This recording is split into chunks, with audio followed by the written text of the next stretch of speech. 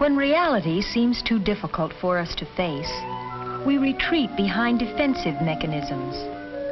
There was the girl who always explained that she really didn't want something after she found out she couldn't get it.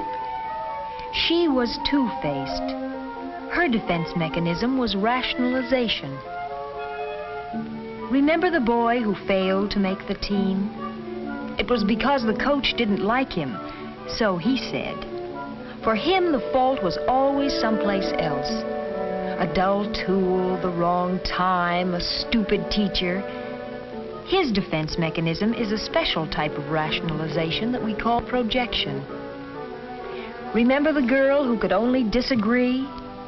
She could only shake her head. Her defense mechanism was negativism. All of us are guilty of defensive mechanisms to some degree at some time. Knowing their dangers, we have a better chance to guard against them.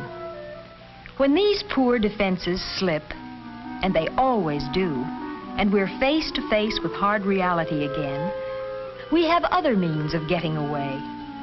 Remember the boy who couldn't dance, but who always brought a pint to the party? He was trying to escape from a sense of his own inadequacy. The next morning, he'd have a hangover, and he still couldn't dance. She was a daydreamer. She could dream that she was the most beautiful woman in the world. Time and time again, she could return to it, getting more beautiful with each dream. But every time she woke up, she was face to face with her own face. He identified himself with a welterweight champion. Every fight the champ won, he won. Every punch the champ took, he took. And he could take it. His escape mechanism was identification with somebody else. She thought that if you pretended a thing wasn't there, it might go away. If you pretended something hadn't happened, maybe it hadn't. If you hid the truth away, maybe it would turn out to be a lie. Her escape mechanism was suppression. He saw illness as a way out. A back way, true, but a way. When it was time to bring in the wood, his legs pained him. When the snow fell, something went wrong with his arm. And he loved the attention he got.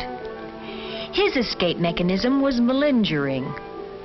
The Army calls it gold bricking. Too many of us refuse to face reality.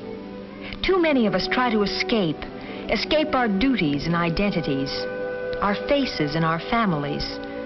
But all these things remain. All the realities remain whenever we leave our dreams and return to the real world. Michael Squires is such a person, pinwheeling through life, defenses held high, darting away from reality through the escape hatches of his emotional being. Essentially, every normal person wants to stand well in his own eyes and in the eyes of others. When he does not, then he'll seek ways to achieve that standing. Protective mechanisms offer the wrong route. Finding out what the trouble is, what sends us into defense and escape mechanisms, is the first step on the road back to reality and the satisfactions and rewards that can be found only in the real world. I remember promising you a few minutes at the end of this period to discuss your class dance. So I guess the time has come now, and I'll see you all tomorrow. So long.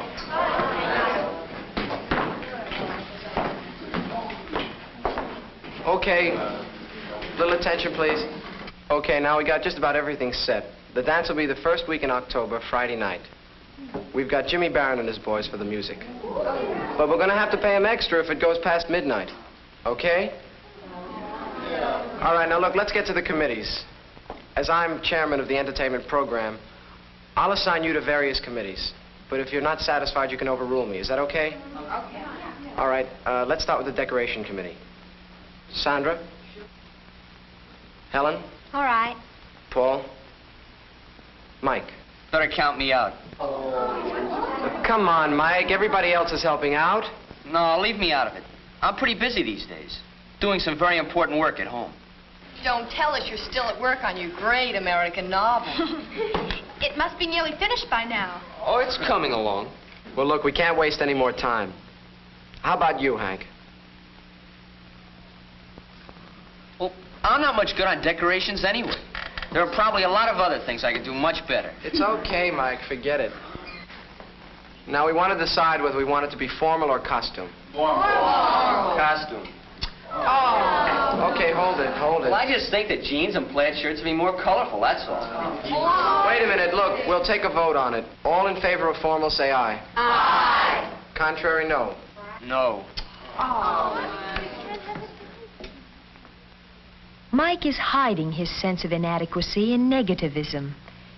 He was afraid of failing on the decoration job, so he refused. And now he's taking great pleasure from being coaxed to change his viewpoint.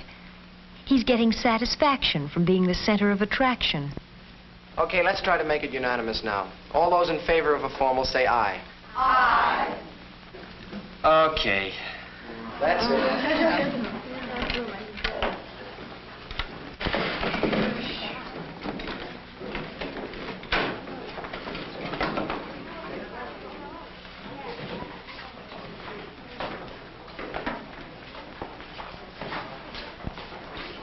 He always manages to make it tough.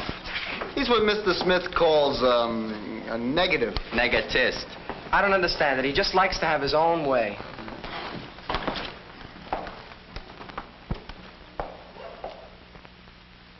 At home that night, Mike slips into another phase of his defense mechanism, that of rationalization. For some reason, he claims to be totally uninterested in the dance. He isn't even sure that he wants to go. All those guys rushing around, buttoned up to their chins in blue serge.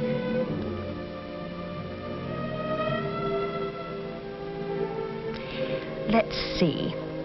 Mike doesn't want a new suit, and he probably implies that the music at such dances is never any good anyway. His sister suggests that probably none of the girls would dance with him. Girls.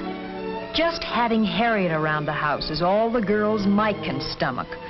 Or so he claims. Girls are stupid and silly. He would be perfectly happy, so he says, if he never saw another girl as long as he lived. His sister has her own ideas on the subject. Sour grapes. Mike is finding out that no real defense against the hard realities of life can be found in negativism and rationalization. Face-saving, self-justification, deception. Why? Disappointment, discouragement, a sense of failure. Why? Insecurity, a lack of confidence, a feeling of inferiority. Why? Why?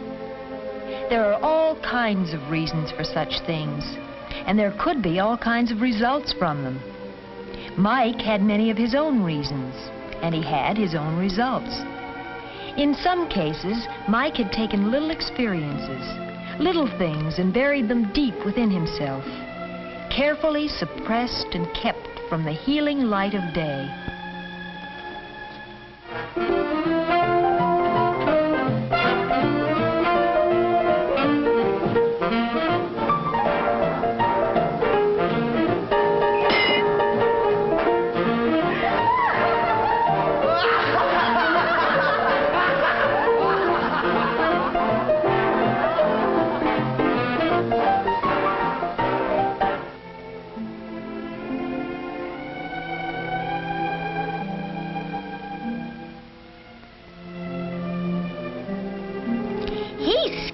Isn't he?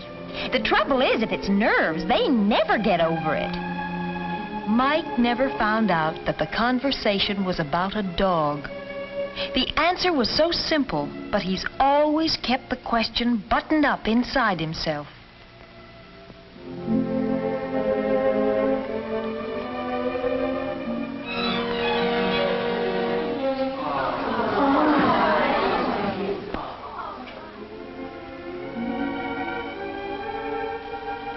Protective mechanisms offer the wrong route. Finding out what the trouble is what sends us into defense and escape mechanisms is the first step on the road back to reality.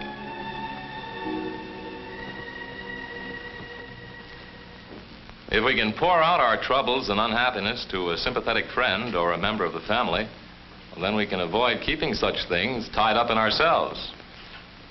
Well, that's all for today.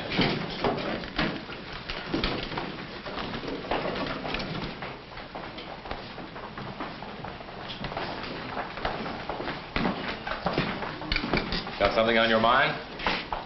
Well, the best place to get things on your mind is off. That may not be good English, but it makes good sense.